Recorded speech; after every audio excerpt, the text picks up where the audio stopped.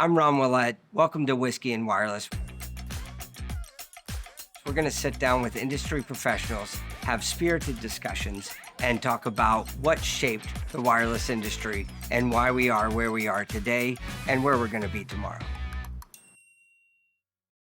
So you can tell a lot about a person and how good they are at something about their stories, right? So for me, baseball.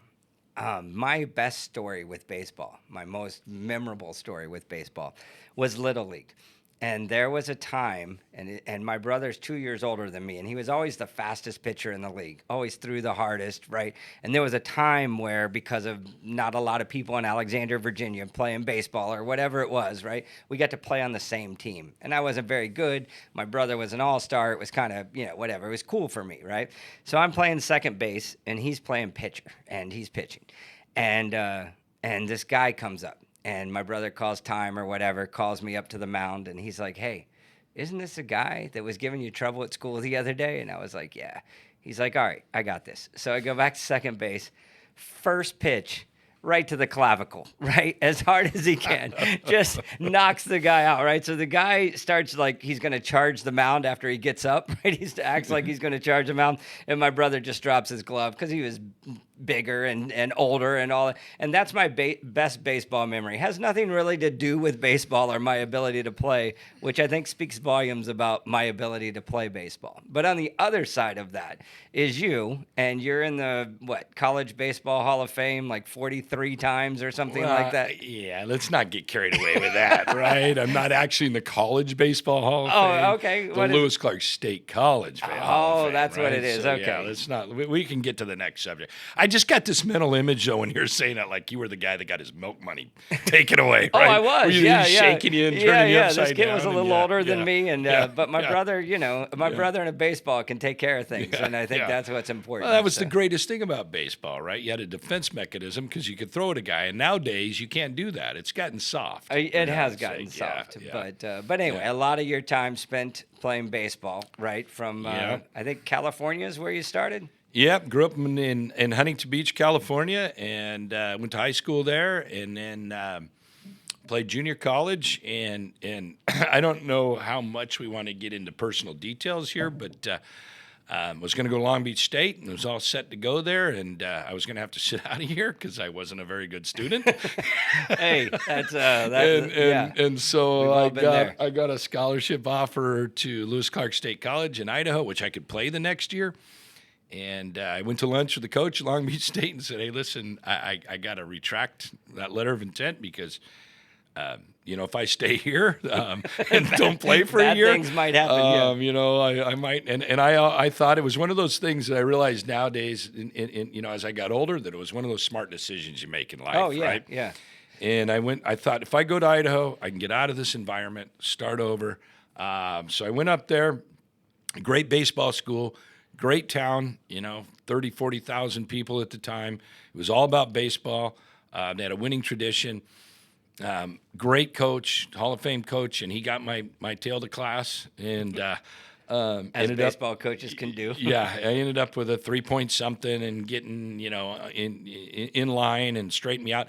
Then I met my wife, and that straightened me out even more. Right? And we've been married for 32 years now. So. It's baseball I owe a lot to. Got me out of trouble. Yeah, for sure. Kept me straight and narrow. And then, obviously, a ton of friendships and great memories that we still get together every year and kind of have those reunions. And it's kind of when you win national championships, it makes it all that much sweeter, right? And you can get together and talk about how great you were. And every year we get better, by the way. No, you're right. Every My year. My wife goes, "I'm not going to that one this year." I go, "Why?" She goes, "You guys just tell stories." I go, "But it's a different team." And but the stories are the same. The stories right? are all the same. Matter, I was right? the greatest. Yeah. So. Yeah, well, my son now, one of my sons plays baseball, and he played in the same travel team for like 8 years, and I just think it's cool that he has those kind of lifelong friends, right? I mean, we will know soon, but they haven't played with each other for a year or so, but I mean, every time they see each other, it's like they haven't missed a day, and it's really cool. And I coached my son when and I knew he wasn't going to be a big leaguer, or even a D1 prospect, and it wasn't his thing, right? He just enjoyed playing, and what I kept telling those kids on that team, because everybody thinks they're I apologize to any of you out there that think your kid's going to be a big leaguer. But Right, they're yeah. probably not going to be. But anyways, Yeah, probably I not. would tell the parents that. But the greatest thing was, hey, we're going, up here and we're going to stay in a hotel and Right. go play ding dong ditch and run around the parking lot and play tag. And those are great memories, They right? are, And that's yeah. where youth athletics, I think, is missing this day and today is because we're so focused on the individual and how many home runs you hit. Oh, yeah. That, those were great. I still remember those times when I was a kid, running around the parking lot after a game and playing tag or whatever it was. So a lot of great memories from playing sports growing up, for sure. Yeah, no doubt. And we're the same way at Popco where I live. They've been to the Little League World Series a couple times, and every parent thinks their kid's going to Yeah. be in the major leagues. And we have a couple that made it, right? So that makes it even worse, Yeah. And there's dads that, have kids my age that I can finally talk to them now, because from the time their kids were 6 to 14, it was all about how they're going to be Major League Baseball players. Right, But right. now that they're in high school, it's kind of like, okay, now we can talk about real stuff, because your kid's not going to make it now. Hey, by the way, is that okay? I just took a drink of whiskey. I mean, Yeah, no, it's Oh, okay. okay. I didn't know if I had to wait till yeah, afterwards. I was no, getting thirsty. I've been doing it. Hey, all right, all right. rules are fine. All right. So you end up in Lewiston, Idaho, right? Thought I was in a John Cougar Mellencamp video when I got there, but yeah, came from the beach Yeah. to farmland, right? And Yeah. So you get done with baseball and you take a job at a little place called Inland Cellular, right? well, actually, no, I kind of coached for 4 years, right? Oh, okay. And then I was working at the local newspaper, and I did some startup supplemental newspapers, and at the time, cellular was just kind of kicking off, and you got licenses, right? And so I had to run a public service announcement in the newspaper, right, for a cellular company. And so I went, this stuff sounds like it's going to be pretty What cool, the heck right? is Cellular? Yeah. So I talked to, the guy, and I said, hey, and I kind of wrote him a letter and wrote a little bit. I wouldn't call it a business plan, but an outline. Didn't hear from him for a while, and said, this public service thing, you're going to need somebody to run this thing. And about 2 months later, he called me up and said, hey, that thing you sent over, do you want to do that? And I said, let's do it. And I called my wife, and I said, hey, I think I'm going to do this cellular thing. And keep in mind, this is 1993 or Right. something. So I mean, no one even knows what this now, cellular thing now is. they were kind right? of cool. Don Johnson was on them and Right, stuff, yeah, right? yeah, Miami yeah, Vice, yeah. but nobody's seen these. The big bags that were in the car, Oh, right? yeah, they were hardwired in there, right? Nobody had seen these things in north central Idaho, right? Right. That much. And I called my wife and said, I think I'm going to do this thing. And she goes, well, why? And I go, what do you mean? She goes, you're crazy. You got a good job. I think I was making $1,800 a month or something, right? she's going. The newspaper will never go away. Cellular's going to be a fad. Right. Yeah, that's a good point. And I said, no, these things got a shot. I think they got a shot, right? Yeah. So that was the end of that. I couldn't hire people. I couldn't. They're going, no. What are you talking about? Nobody's Right. going to talk on the. And my wife actually said, nobody's ever going to talk on those things. She can't, honey. If you're watching, she can't get off the thing now. Right, yeah, And exactly, So right. Yeah, but nowadays she was actually right 25, Yeah. 30 years later, because now a lot of people don't talk. On Yeah, it. good point. My kids don't. I can't get my kid to answer the phone, and I'm watching him Yeah. as I'm calling him, Yeah, and he sends yeah. me to voicemail. Yeah. What are you doing, man?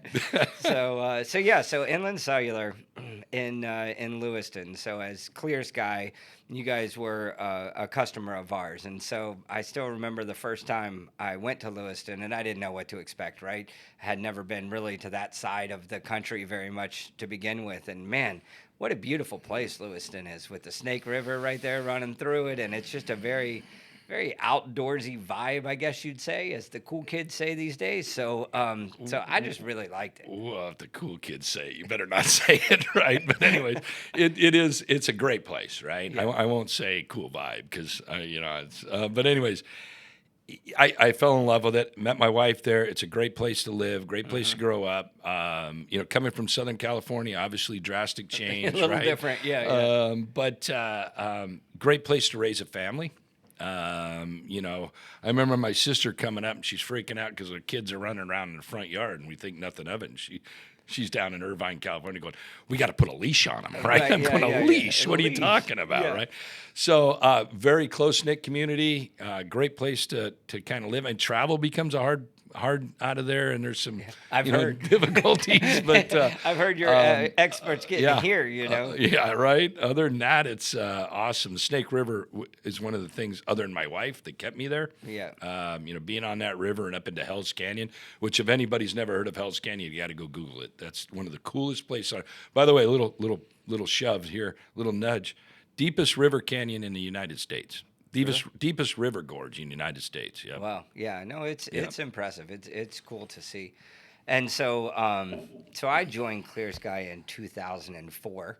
I was doing radio, and shortly after I got fired from radio, I decided to change careers, and so I went to ClearSky, and in 2005. Started going with Tony to a thing called RCA, which was a convention. And a lot of the conventions then were in Vegas, and I had never been to Vegas before. And I don't remember the first time you and I met. I can tell you that we've probably shared, I don't know, 1,000 drinks together over the last. I haven't drank that many. No, right, yeah.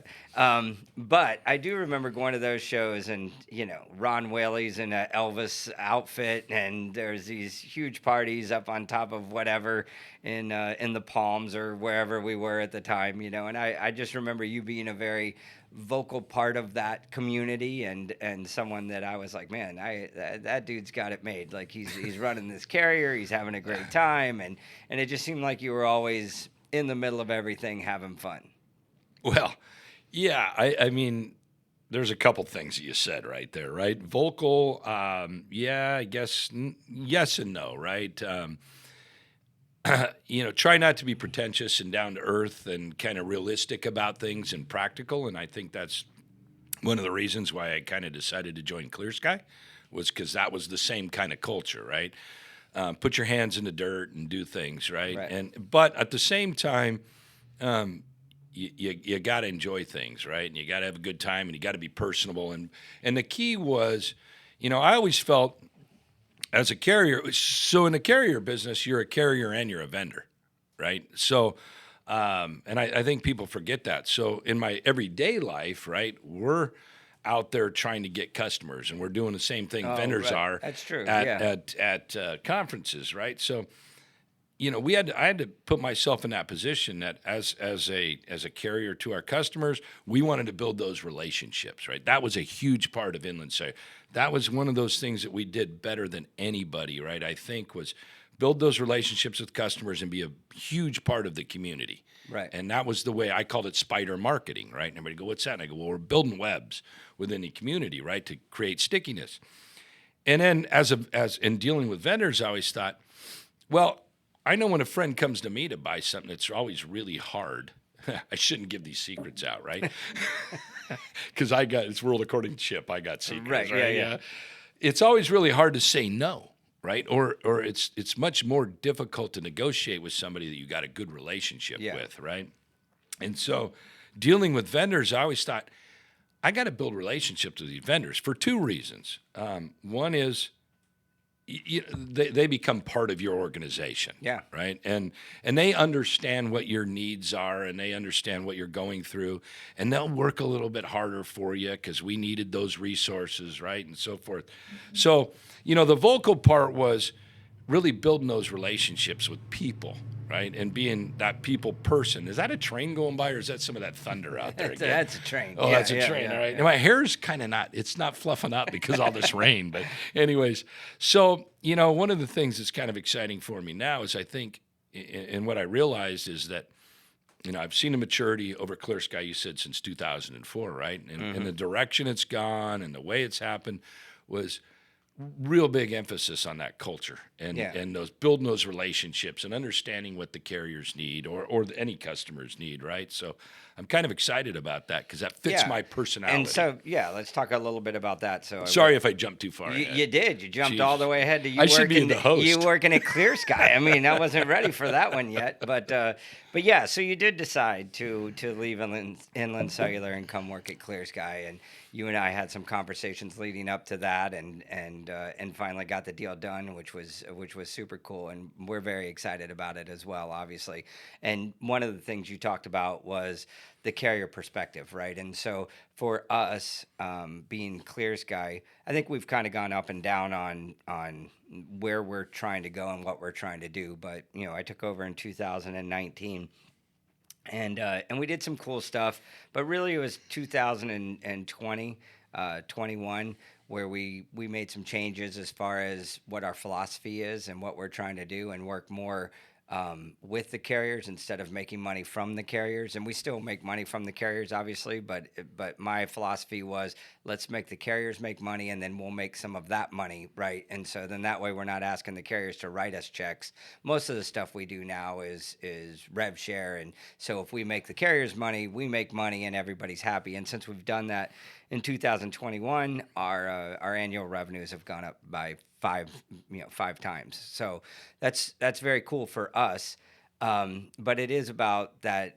One of the things that we're excited about having you on board about is a carrier perspective, right? So when you talk about the carriers being a vendor, that's not something that we always think about, right? We always think of the carriers in a certain light, and not really as them being a vendor and going out and having to do the things. So having you on board is going to really help out with our products. It's going to help out with our philosophies. It's going to help out with our culture, just to understand more of not only our customers, but then our customers' customers and what they're trying to achieve. Yeah. So to take you back to the RCA days, so you're gonna have to keep up with me here, Yeah, right? yeah. So one of the things that's interesting. Yeah. Hey, we might have to refill these things here in a minute. What's interesting about that is, right, going back to those RCA days, which I kind of jumped ahead, is that since those days, a lot of stuff has happened in the industry, right? And I've watched those peaks and valleys and ups and downs, and I think one of those keys is that being able to adjust to those things, right, and being able to adjust, and we're at a turning point, I guess, or one of those pivot points. I used to call it a pivot point when I was at Inland still. And how are regional carriers, how are those people going to adjust this pivot point? And I think that's kind of what I'm excited about right now, is ClearSky has one of those portfolios that takes it into the next generation, right? Right. That is the next. I won't say the next big thing, because how many times you heard that one over there? Well, we got the next big thing. We got the next big Yeah, thing. But, in telecom, the next big thing ends up taking 10 years, right? Yeah, right. So I remember content being the big one, right? Yeah, It's like content's coming. I'm like, I don't even know what that means 100%. Well, you should, because right. the first time I think I met you guys, right, Bill and Tony, and it was ringtones, right? Ringtones. Well, that's why they hired me, right? Because I knew radio, I knew marketing, and my job was to bring ringtones. And we ended up getting the ringtone business up to a $1 million business, and then Apple came up on stage and changed everything in a second in 2007, and that volume went away. So I'm always aware of that, right? I'm always aware of just like you said, there's ups, there's downs, there technology giveth and technology taketh away, right? So we have to be ready for the next thing, but we are not in a position where we can be dramatically early. We can't be 10 years early to something, right? We just don't. Right. We're not that kind of company. So it is difficult. What's interesting about that, right, is, again, going back to that culture thing and how it fits, right? Inland as a carrier, we always kind of sat back and watched. Mm-hmm.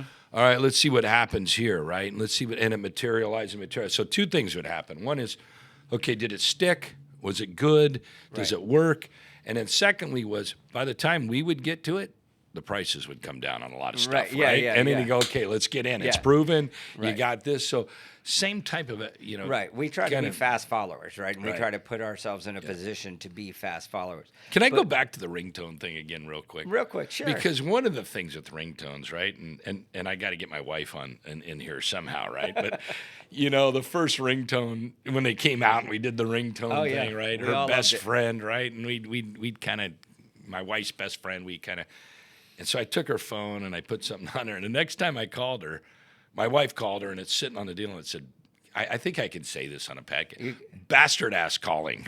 Bastard ass. I can't believe that was a ringtone. No, it was dumb shit calling or something, right? It was still accurate. Yeah. And I think she kept that as long as she could. As long as she could, so, there are no FCC rules here on the Whiskey and Wireless podcast. It's fine. You can say whatever you want. I want to bring ringtones back. You're creative with those things. I can't believe how fast they went away, to be honest. And not just because it cost us money, but because, they're kind of fun. I want them to come back so I can get her back.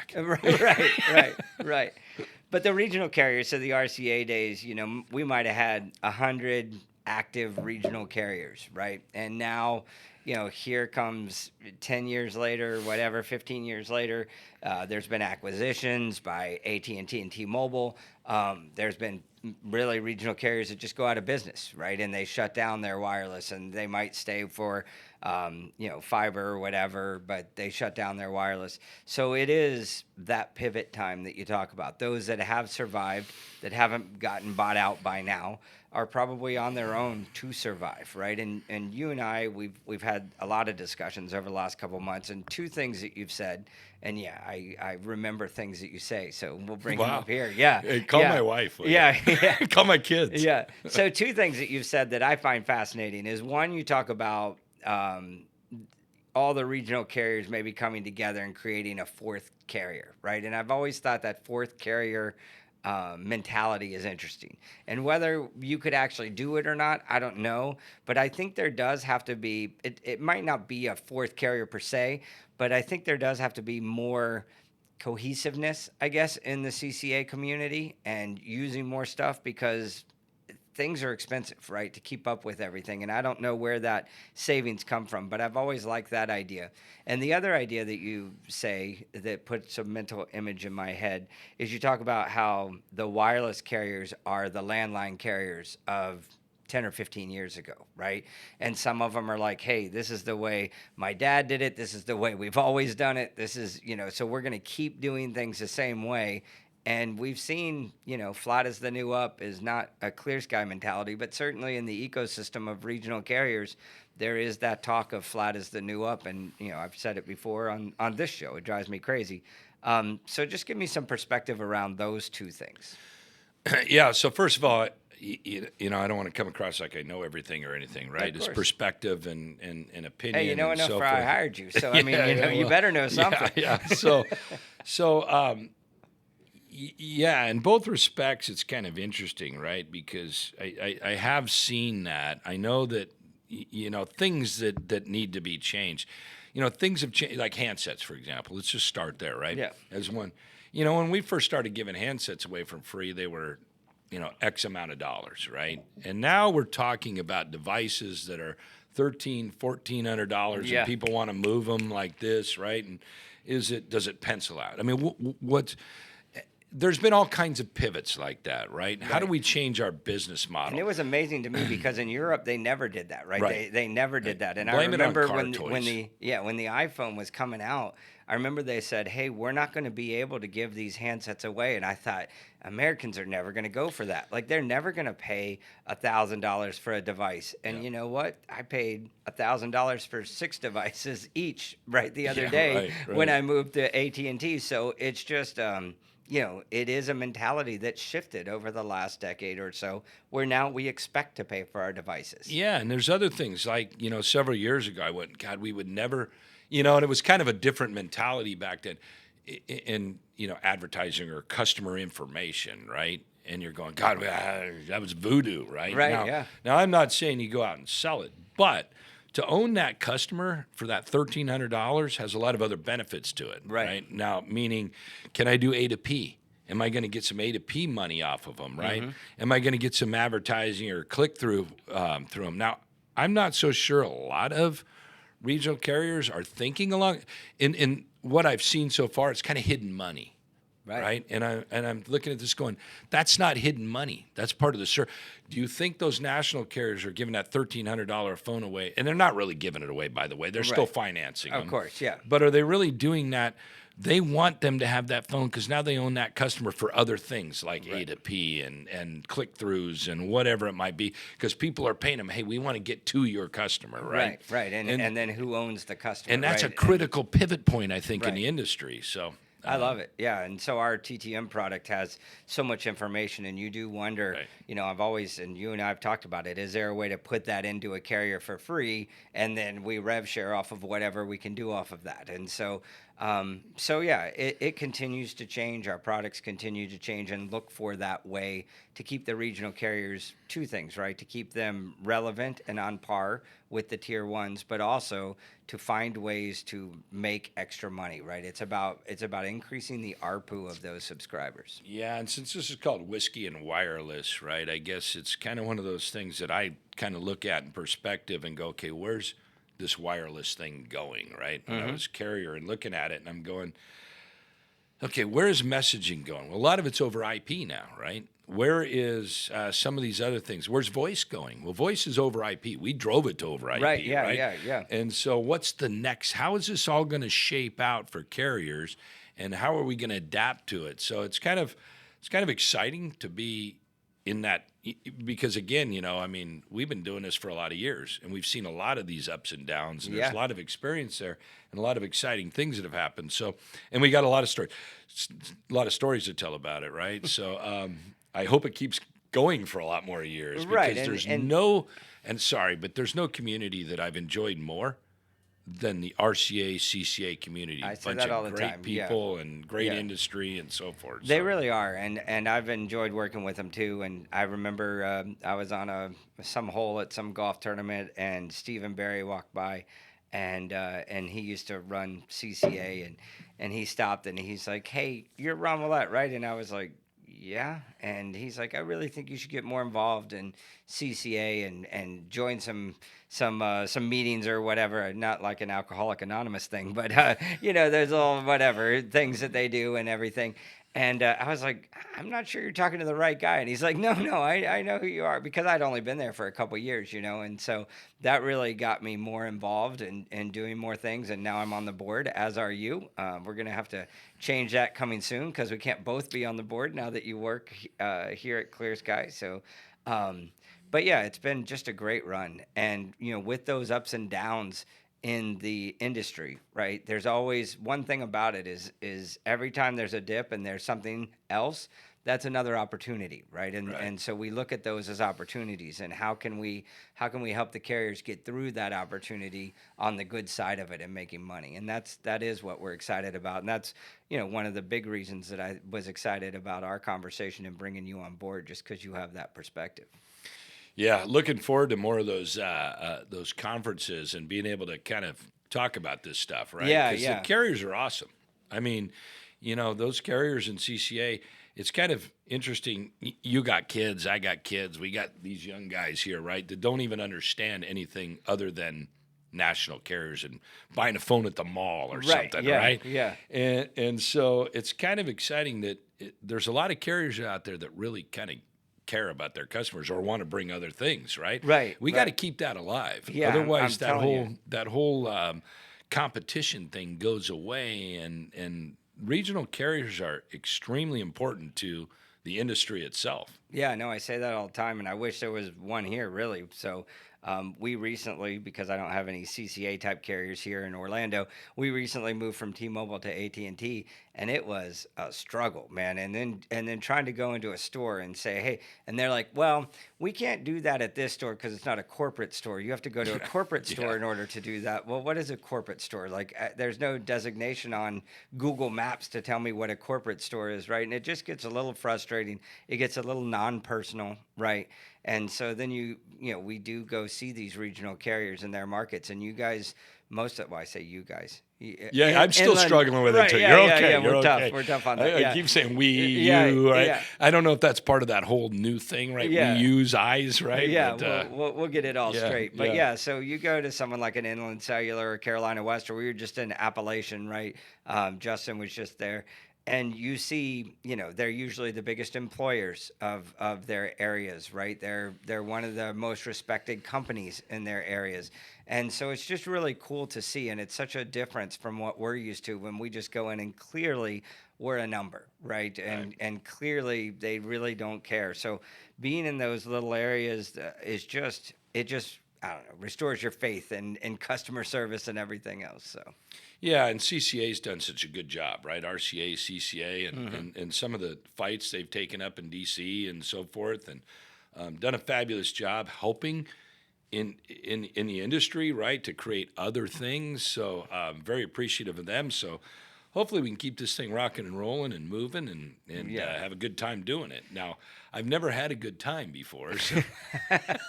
No, we've had plenty of those, and your glass is empty. Yeah, I I've been thinking about. I wasn't sure if I could get up and refill it. Or I don't not, know but that we've had yeah. a podcast where we have to Oh, refill. we haven't? Well, let's do it. Let's do it. You can grab right there out of the What stuff camera. we got, right? Yeah. Well, we're fine. You got plenty of time there. But yeah, so Well, if we're gonna break the rules, I'm gonna do it. you got to break the rules. I mean, that's And what it's. This is Wlette whiskey on it. It's Willett whiskey is a premium brand in Kentucky. So yeah. I'm gonna call Mike on that one I'm and gonna- find out if that's a true story. No, it is right? true. You can call him. Yeah. Wow. So when I used to go see, remember Bluegrass and Appalachian back God, in the day, yes. right? Yeah, So I would go to Kentucky, and both were our customers, and so we'd be able to go there and talk to them. And I'd always call Slayton Stewart, right? And because he grew up in that area, Lexington or whatever, went to college there or whatever, or loves the team. So I'd be like, hey, where's a good place to go drink? And he'd tell me. So I'd go in there, and I saw Willett whiskey for the first time. And so I was with Tony or someone, and I said, you know what? I'm going to try it. So I took out my ID, and I went and I said, hey, my name's Ron Wlette. You guys have Willett whiskey. I like to go around and just quality check and just make sure that blah, blah, blah, whatever. And I just need a shot of it to make sure that it worked one time. Now, we went to 4 places, and it didn't. It worked 1 out of 4, and I thought 25% is pretty good, man. Wow. So I want to try that, at 100 different bars and see what happens. Well, I thought when you told me, I go, nah, you just had this made, right? Yeah, so no, it's, no. it's actually a true It's story. a real brand. Yeah. It's Right. a real Well, Mike, get ready because I'm calling you. 'Cause the guy's in Appalachian. I'm calling him to make Right. sure, right? I'm going to call you out on this. Hey, one. man, when we get to, 10,000 subscribers or something, I'm going to call Willett Whiskey, and I'm going to say, hey, how about you sponsor this thing, man? Yeah, there you go. And send me We're bottles doing of it. whiskey Right, every right, time. yeah. So the future is good. I really, ClearSky was on a very good trajectory, which I think is what got your attention to begin with. You probably had, plenty of other places that you could go, vendor relationships. I know when we talked, there was also, outside of the industry, you had some opportunities as well. And I'm sure you thought about all of those things, right? Yeah, it was really difficult, right? Because after 32 years, Man, that's tough. and kind of, I don't want this to sound wrong, but opening my trunk and selling phones out of the back of my trunk, right? Right, yeah. And a lot of people really cared about, and a lot of people. And you're a lot like me too, where you wear a lot of stuff on your sleeve, right? So ClearSky to me is, and I've only been running ClearSky since 2019, but I've been working here for 21 years. It's a big part of my life and who I am. Like I don't even have a personal email, right? Everything goes to my C-Sky. I got to better change that because I at just some point. realized that one. Yeah, right? yeah. It's always a good wake up Yeah, call. by the way, go, Netflix won't. yeah, maybe I should do that. Inlandcell.com doesn't work anymore, right? Yeah. So So it had to be, and still probably is very difficult for you. Of course, since we've been here, I've been running you around since I've been picking you up at the hotel, and I think you've been on a few Inland Cellular calls. So Yeah. it doesn't go away right away. It doesn't go away, and you really care about those employees that you hired and all those people, right? And you still care about the company, and then I live in that area, and as you mentioned before, Inland Cellular and regional carriers and so forth are a huge part of their community where those nationals kind of aren't necessarily. Right. And so there's been a lot of calls from the community. Hey, what's going to happen now? And how's everything going? So you really care. I don't want to see anything bad happen. I mean, of course, it's not like I left on bad terms or anything along those lines. I just think there's a lot of things to offer. And again, going back to that point where I think it's a pivot mode, and there's a lot to offer, and I like what the direction ClearSky's going, and some of those things that could help carriers, and not just carriers, right, but other people there. So kind of looking forward to getting the feet on the ground and moving this thing forward. It's that whole fire hose moment, right? Yeah, So you have to learn things from. Yeah, I don't have a lot of patience. You were already an expert in what you do for sure, and then you kind of got to step out of that, even though you're still in the same industry. It's from a totally different perspective. And I knew when we hired you that there would be some overlap, right? That you're going to have to take care of Inland Cellular, and that's one of the reasons that we did want to hire you, is because I know you have that in you, right? To care about where you came from and what you're doing, and so that's going to bleed over into ClearSky, and you're going to find that same love and passion for ClearSky, and so we're excited for that. Hey, as if well. I ever do another one of these things, can we call it tequila? Tequila. Can we throw some Well, I was tequila going in? to go tequila and Telecom, Okay, right? all But then right, we couldn't get. You told yeah, me that like yeah. 4 minutes before we Yeah, went on. yeah, I couldn't yeah, get couldn't get yeah. Karan to get an image up fast enough. So we stuck with whiskey and wireless. But it'll be fine. It'll be fine. We'll do a few more. All right. But anyway, well, 30 minutes goes by fast. Is my it 30 friend, minutes at already? least? Yeah. So so I know we have a dinner tonight that we have to get to, but I appreciate you taking the time. You didn't have anything else to do, though, because you're in Orlando and I'm driving. Did I have a so- choice? no. It was either that or you're going to walk home in all this humidity. So And my hair keeps falling down because well, of humidity. Hey, man, welcome to Florida. Yeah. Welcome to Florida. I'm just So- kidding, by the way, on that one. Yeah. Anyway, well, welcome to ClearSky. And Well, yeah. Happy to be here. We'll do a lot of these kind of talks coming up, man. Yep. So really appreciate it. And that's all for us. Thanks a lot, and we'll see you next time.